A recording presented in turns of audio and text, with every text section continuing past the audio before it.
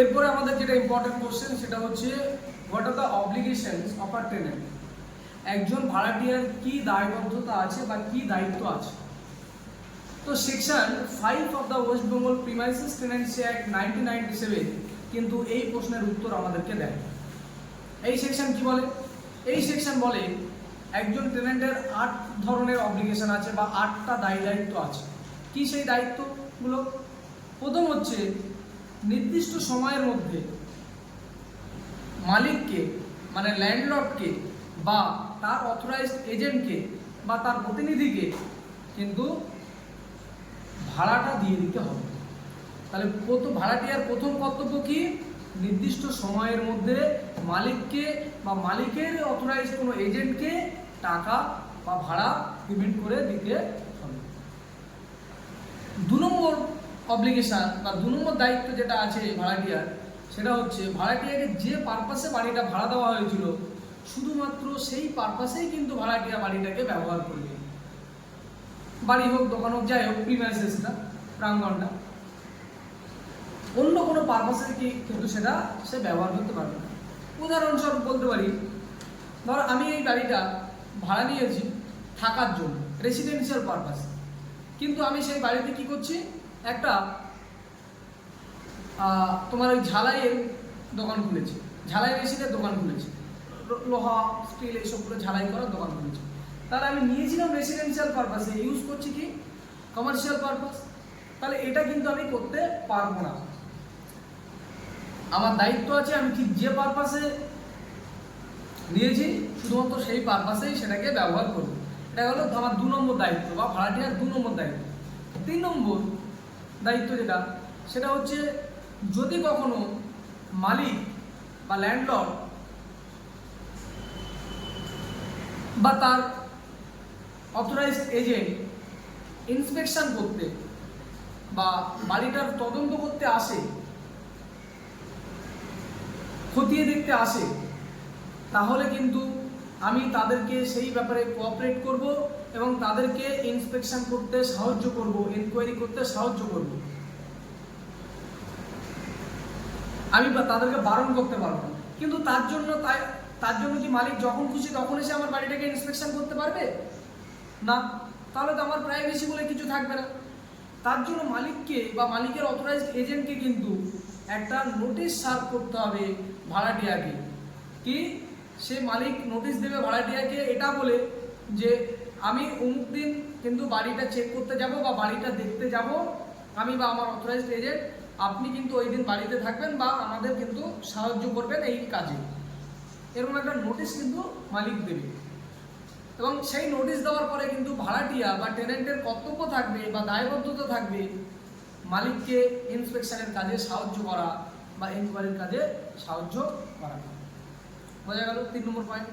4 নম্বর point বলছে একজন tenant should not make any addition or alteration to the premises. যে বাড়িটা ভাড়া নিয়েছে সেই বাড়িতে সে কিন্তু কোনো কিছু বাড়াবে না বা কোনো কিছু পরিবর্তন করবে না। এক্সাম্পল, ধর আমি একটা বাড়ি নিয়েছি, বাড়িটার সাথে আমার বাথরুমটা সেপারেট, কিন্তু আমার পছন্দ হচ্ছে না বা প্রবলেম হচ্ছে বলে আমি কি করলাম, বাথরুমটাকে আমার ঘরের পেছন দিক থেকে একটা দরজা কেটে অ্যাটাচ বাথরুম করে দিলাম। তাহলে এইটা কিন্তু আমি করতে পারবো না। আমি ওই বাড়ির মধ্যে কোনো রকম কোনো পরিবর্তন আনতে পারবো না, কোনো রকম কোনো ভাঙাচোরা করতে পারবো না। 4 নম্বর পয়েন্ট এটা। 5 নম্বর পয়েন্ট কি বলছে? 5 নম্বর পয়েন্ট বলছে একজন ভাড়াটিয়া কখনোই তার বাড়িটাকে সাবলেট করবে না বা পুনরায় ভাড়া দেবে না। তা সেখানে কি বলছে, a tenant should not sublet the premises to any other person without the written consent of the landlord.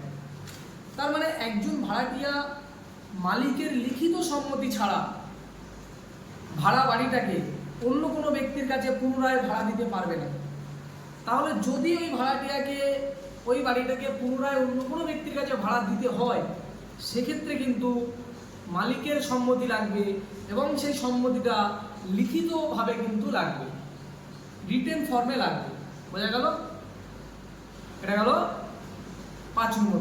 এরপর 6 নম্বর যে অব্লিগেশনটা আছে একজন টেনেন্টের, সেটা হচ্ছে তার ওই প্রিমিসেসের সাথে বা প্রপার্টির সাথে যে অধিকারগুলো জড়িয়ে ছিল, তার যে টেনেন্সি রাইটগুলো ছিল, সেই রাইটগুলো কিন্তু সে অন্য কোনো ব্যক্তিকে ট্রান্সফার করতে পারবে না without the written consent of the landlord. মানে মালিকের লিখিত সম্মতি ছাড়া ওই ভাড়া বাড়িতে তার যে অধিকারগুলো আছে সেই অধিকারগুলো সে অন্য কোনো ব্যক্তিকে কিন্তু হস্তান্তর করতে বা ট্রান্সফার করতে পারবে না। উদাহরণস্বরূপ আমি বলতে পারি, আমি একটা বাড়ি ভাড়া নিলাম এবং সেই বাড়িতে একটা কল আছে, টিউবওয়েল, এবং মালিক বলেছে সেই টিউবওয়েলটা আমি ব্যবহার করতে পারবো। আমি কি করলাম, আমার ওই যে ব্যবহার করার অধিকার ছিল সেই অধিকারটা আমি অন্য একটা ব্যক্তিকে হস্তান্তর করলাম এবং তাকে আমি পারমিশন দিলাম ওখান থেকে জল নিয়ে যাওয়া। তাহলে এক্ষেত্রে আমি কিন্তু এটা করতে পারবো না মালিকের লিখিত সম্মতি ছাড়া। আমি আমার এই টিউবওয়েলটা ব্যবহার করার অধিকারটা ওই থার্ড পার্সনকে কিন্তু ট্রান্সফার করতে পারি না মালিক যতক্ষণ না আমাকে লিখিতভাবে অনুমতি দেবে। এটা গেল 6 নম্বর।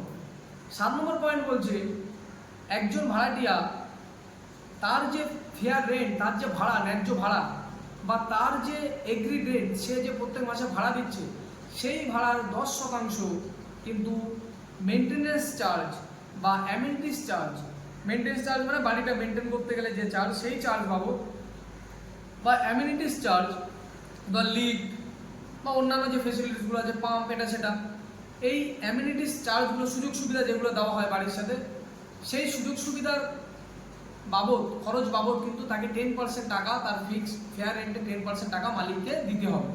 এটা গেল 7 নম্বর অব্লিগেশন। 8 নম্বর অব্লিগেশন কি? 8 নম্বর যে অব্লিগেশন সেটা হচ্ছে একজন ভাড়াটিয়াকে কিন্তু মিউনিসিপ্যাল ট্যাক্স দিতে হবে। একজন ভাড়াটিয়াকে কিন্তু মিউনিসিপ্যাল ট্যাক্স দিতে হবে।